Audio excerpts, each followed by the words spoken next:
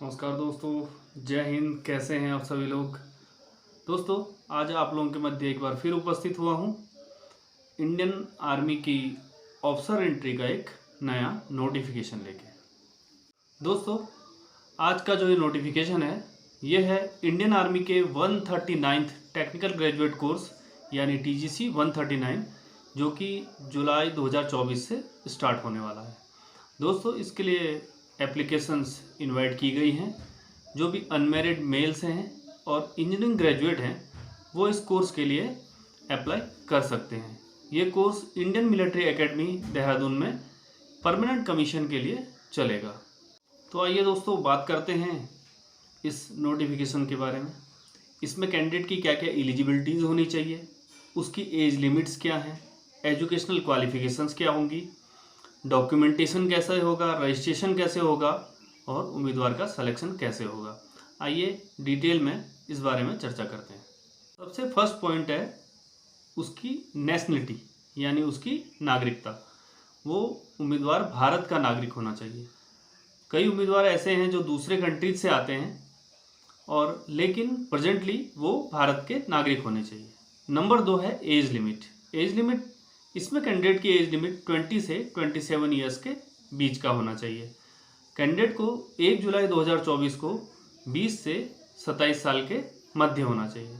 Number 3, educational qualifications and criteria. दोस्तों, जैसे कि आप जानते हैं ये टेक्निकल ग्रेजुएट एंट्री है। इसके लिए कैंडिडेट को जिन भी डिपार्टमेंट्स की इसमें भर्ती है उन डिपार्टमेंट्स में ग्रेजुएट होना चाहिए। तो इस नोटिफिकेशन में ये क्लियरली मेंशन किया गया है कि अभ्यर्थी जिस किसी इंजीनियरिंग स्ट्रीम के लिए यहाँ पर अप्लाई कर रहे हैं वो उस इंजीनियरिंग स्ट्रीम में ग्रेजुएट होना चाहिए, या वो अभ्यर्थी जो ग्रेजुएशन के फाइनल ईयर में है। बट शर्त यह है कि उनका जो फाइनल एग्ज़ाम है 1 जुलाई 2024 से पहले कंप्लीट हो जाना चाहिए। आइए दोस्तों, अब बात कर लें स्ट्रीम वाइज वैकेंसीज की। सबसे पहले हम बात करते हैं सिविल इंजीनियरिंग। सिविल इंजीनियरिंग के अंदर में civil, building and construction technology, इसके इक्विवेलेंट आने वाली स्ट्रीम्स हैं civil engineering, civil engineering structural engineering, building engineering, building and construction technology, civil engineering and planning, civil and infrastructure engineering, construction engineering and management और geo informatics. इस stream के लिए total 7 vacancies दी गई हैं। दोस्तों, अगली स्ट्रीम है कंप्यूटर साइंस। कंप्यूटर साइंस के under computer engineering, computer science, computer technology, computer science and engineering, 3D animation and graphics, computer science and system engineering, computing in computing, computing in multimedia, electronics and computer engineering, nano science and technology, machine learning, data science program, robotics automation, micro engineering, software engineering, information technology and information engineering. इस stream में कुल मिला के 7 vacancies दी गई हैं। दोस्तों, अब बात करते हैं इलेक्ट्रिकल वालों की। इसमें electrical engineering, electronics and power, power system engineering, electrical and electronics power system, electrical and power engineering, electrical infrastructure, electrical instrumental and control engineering, electronics and control engineering, instrumentation and control engineering, electronics and communication आते हैं। इस stream के लिए कुल मिला के 3 vacancies दी गई हैं। दोस्तों, अब बात कर लें इलेक्ट्रॉनिक्स के बारे में। इसमें electronics engineering, power electronics and drives, power electronics and instrumentation, instrumentation engineering, electronics and power engineering, electronics science and engineering, electronics design and technology, electronics system and engineering, electronics technology, electronics and biomedical engineering, electronics and टेलीमेट्रिक engineering, electronics and telecommunication engineering. इस stream के लिए कुल 4 vacancies दी गई है। ये दोस्तों अब बात कर लें मैकेनिकल स्ट्रीम वालों की।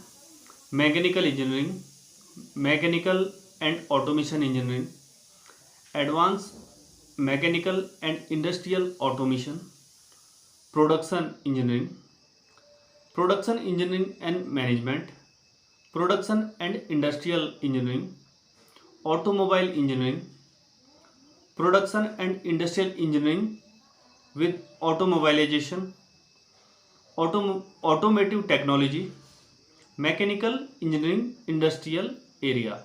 दोस्तों यह है मैकेनिकल स्ट्रीम्स, जिसके लिए सबसे ज़्यादा 7 वैकेंसीज दी गई हैं। आइए दोस्तों बात करें मिसलेनियस इंजीनियरिंग स्ट्रीम्स के बारे में। इसमें architecture, architecture assistance, plastic technology, robotic technology, remote technology, remote sensing technology, biomedical engineering, food technology, agricultural engineering, food engineering, material science, laser technology, biotechnology, rubber technology, chemical technology, machine technology, mining technology, nuclear technology और textile engineering की कुछ branches हैं, जिनके लिए कुल 2 सीटें रखी गई हैं, यानी 2 वैकेंसीज दी गई हैं। तो कुल मिला के 30 वैकेंसीज के लिए एप्लीकेशनें इनवाइट की गई हैं। दोस्तों इन एप्लीकेशनों को ऑनलाइन मीडियम से फिल किया जाएगा। आइए अब वीडियो के अगले पार्ट में हम बात करते हैं ऑनलाइन एप्लीकेशन का प्रोसेस और नेसेसरी डॉक्यूमेंट्स। तो एप्लीकेशन प्रोसेस और डॉक्यूमेंटेशन के बारे में बात करने से पहले थोड़ा जान लें इस जॉब की टर्म्स एंड कंडीशंस क्या हैं, इसका प्रमोशन क्राइटेरिया क्या है।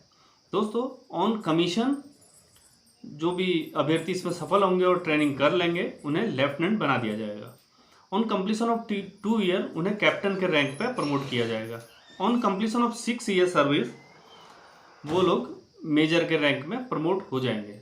On completion of 13 year service उन्हें लेफ्टिनेंट कर्नल के रैंक पर प्रमोशन किया जाएगा।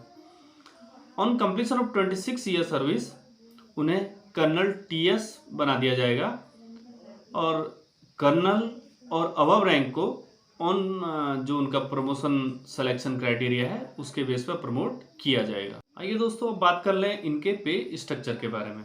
लेफ्टिनेंट जो कि पे बैंड 10 का पद है, इसका बेसिक पे 56,100 से लेके 1,77,500 रुपया फिक्स किया गया।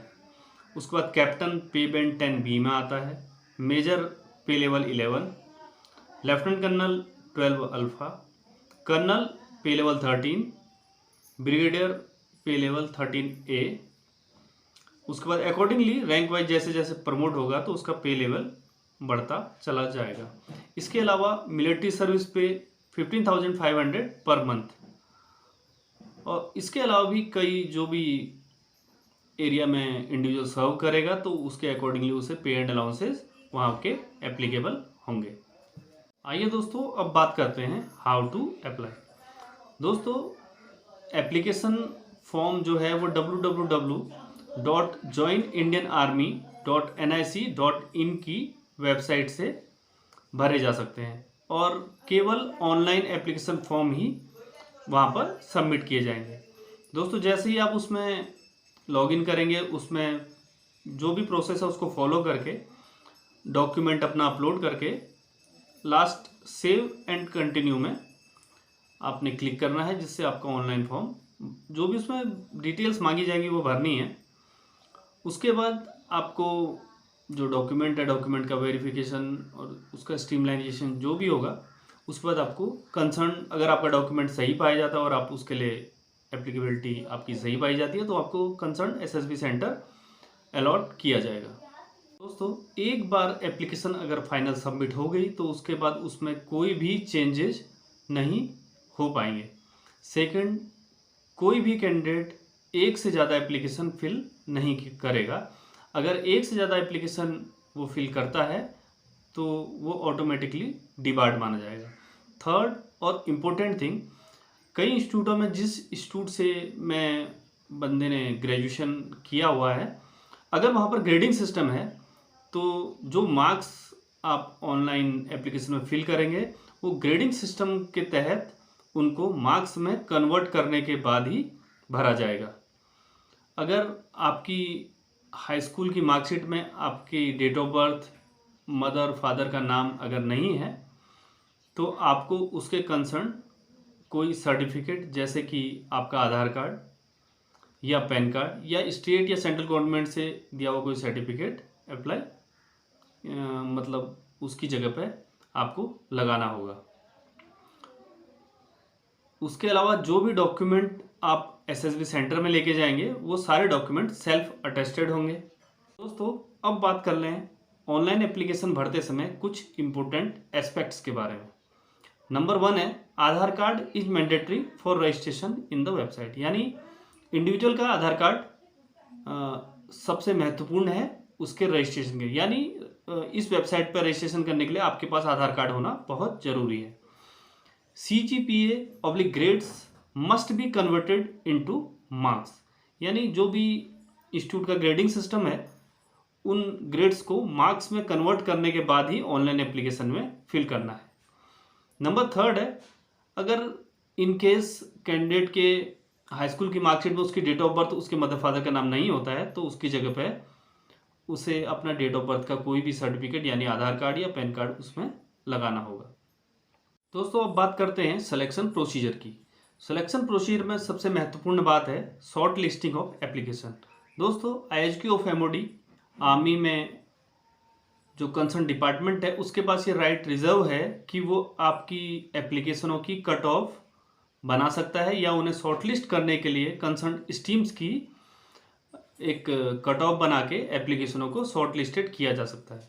जिस किसी भी कैंडिडेट की एप्लीकेशन उस कट ऑफ में आएगी उन्हें कंसर्न SSB सेंटर प्रोवाइड किया जाएगा। जिन कैंडिडेट को SSB सेंटर अलॉट कर दिया जाएगा उन्हें ईमेल के द्वारा उसका मैसेज भेज दिया जाएगा और कैंडिडेट वेबसाइट पर लॉगिन करके उसमें जो भी डेट अवेलेबल होंगी उसके लिए अपना SSB की डेट का चुनाव कर सकता है। दोस्तों टोटल 4 SSB सेंटर हैं, इलाहाबाद, बेंगलोर, भोपाल एंड कपूरथला। कैंडिडेट को जो भी SSB सेंटर अलॉट किया जाएगा कैंडिडेट को वहाँ पर जाके अपना SSB इंटरव्यू देना होगा।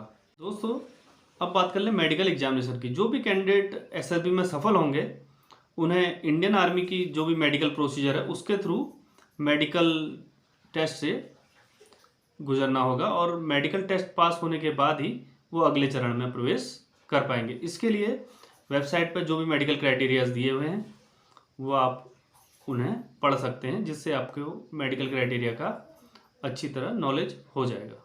तो जो भी candidate first time SSB attend कर रहे हैं उन्हें आने जाने का किराया AC 3rd के हिसाब से कंसर्न SSB सेंटर के द्वारा पे किया जाएगा। अब दोस्तों बात कर लें फाइनल मेरिट लिस्ट की। SSB सेंटर में जो भी कैंडिडेट सफल होंगे उसके बाद मेडिकल में सफल हो जाएंगे, इसका तात्पर्य ये नहीं कि वो उनका फाइनल सिलेक्शन हो गया है। फाइनल सिलेक्शन उनकी मेरिट बेस पे होगा और हर स्ट्रीम की सेपरेट मेरिट तैयार की जाएगी।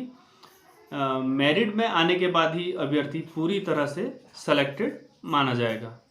और हाँ दोस्तों, अगर कोई ऐसे 2 कैंडिडेट जिनके मेरिट में बराबर नंबर हैं तो जिसकी एज ज़्यादा होगी उसे मेरिट में ऊपर माना जाएगा, यानी उसको सीनियरिटी दी जाएगी।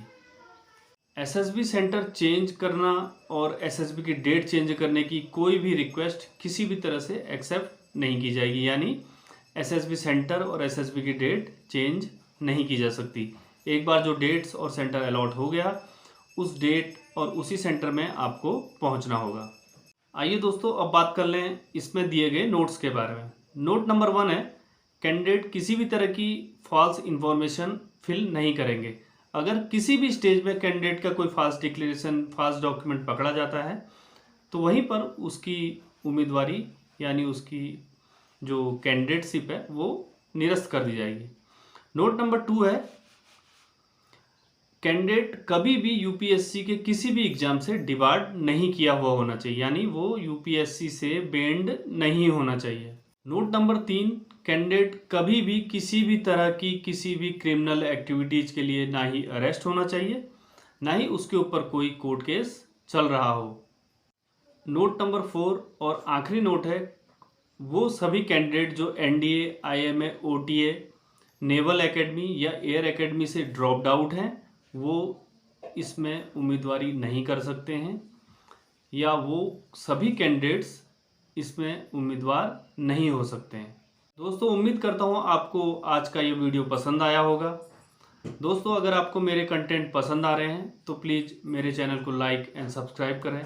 अगर मेरे किसी भी व्यूअर का कोई क्वेश्चन, कोई क्वेरी या किसी भी तरह का कोई रिमार्क है तो वो मेरे कमेंट बॉक्स में लिख के मुझसे पूछ सकता है या मुझे बता सकता है। तो दोस्तों, जल्द मिलते हैं एक नई इन्फॉर्मेटिव वीडियो के साथ।